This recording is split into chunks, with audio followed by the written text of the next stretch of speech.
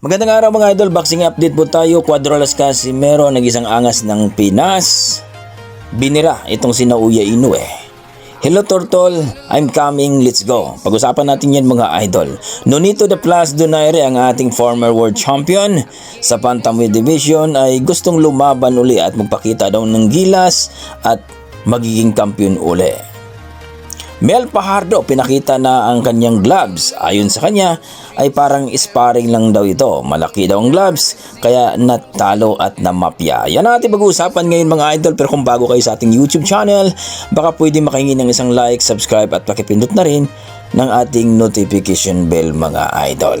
Yun nga mga idol, itong si Mel Fajardo ang ating prospect mga idol na kung saan ay lumaban nga ito sa ibang bansa.